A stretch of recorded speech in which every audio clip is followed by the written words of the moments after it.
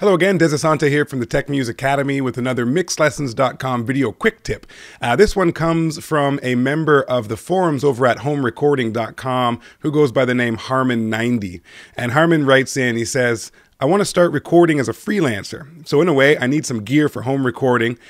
For now, I have a computer with SoundForge 10 and Adobe Audition. My budget is nearly $200, so can you suggest for me the options to get the best quality for $200? Should I go with a USB mic, or would it be better to purchase an interface and mic separately? I don't need different channels, just noise-free, good quality recording. It's a good question, and I know a lot of us are in a similar situation where we want to get started, but we're on a very strict budget.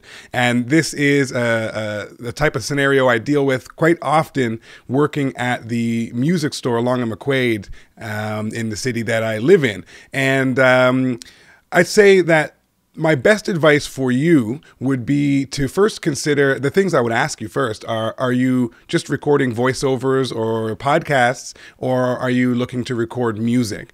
Now, I believe Harmon had actually wrote a follow-up to this post in the thread that says that he's looking to do primarily voiceover recording.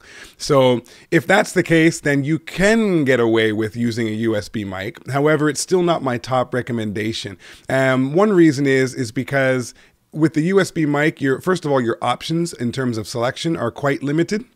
There are way more microphones on the market, and especially as time goes on and your budget permits, you might be in a position to upgrade the quality of your microphone, and you can't really do that so easily with a USB mic. So that's one thing to consider. There is an advantage to going with a USB mic, and that is you only have to buy one piece, and so the cost can be a little bit lower. However, my recommendation to you would be to get a small audio interface and a separate microphone, as you sort of implied in your question. Part of the reason for this is that now with your audio interface, you're free in your choices. You can choose any microphone. You could rent a microphone, borrow a microphone. You can also connect other things other than a microphone. So if your recording efforts sort of evolve and you end up working with clients who do want to record a little bit of music, maybe a guitar or a keyboard or something of that nature, then you can simply connect these things to your audio interface and off you go. You're able to implement those in your recordings. So that's definitely an advantage. So working with the budget that you're working with, I would suggest there's a number of low-cost audio interfaces. M-Audio has a few, like the Fast Track, for example.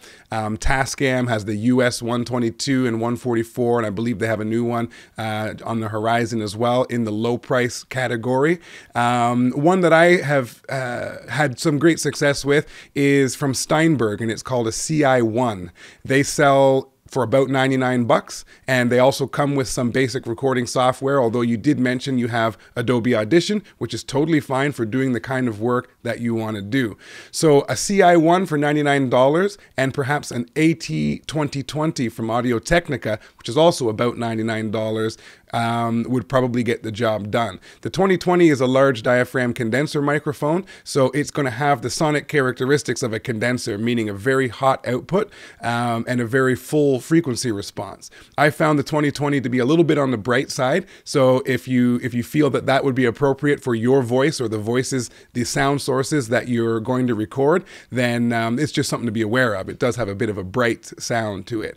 The downside with condenser mics is because they are very sensitive, they pick up everything in your space. So if you've got a nice, controlled, quiet environment to record in, it's going to give you a great result because you're going to get a full frequency response. You're going to get all the breathy aspects of the voice, the high frequency shimmer and those types of things are going to come through loud and clear on a condenser mic, but at the expense of the fact that you will pick up ambient noise.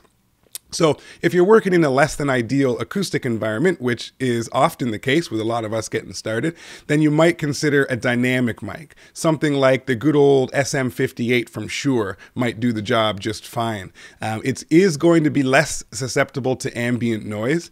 However, it is a lower output, so you're going to need to turn your mic preamps up a little more. And if your mic preamps have a little bit of noise to them, it's at that point that you're going to hear the quality of your mic pre at the upper end of its gain stage. That's where you really hear the quality of a mic preamp.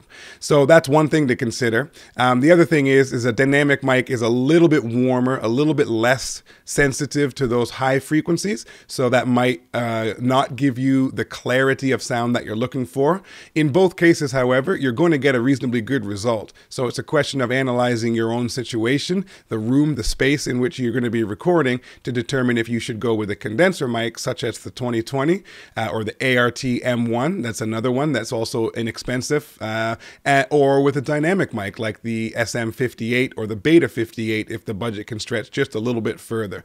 The Beta 58 is going to sound a little closer to what you're going to get from a condenser microphone, but with the benefits of a dynamic mic. So there's a few points to consider. The last thing I'll leave you with is don't forget in your budget to add in the little miscellaneous items that a lot of times people forget to budget for. If you have a mic, you're going to need a mic cable. Chances are you're going to want a mic stand, and you're going to want ideally a pop filter if you're doing vocals as well. Whether it be singing or spoken word, a pop filter is an important thing to have in your arsenal. So I hope that helps, and I hope that helps with some other folks out there who are in a similar situation, and I will see you on the next quick tip.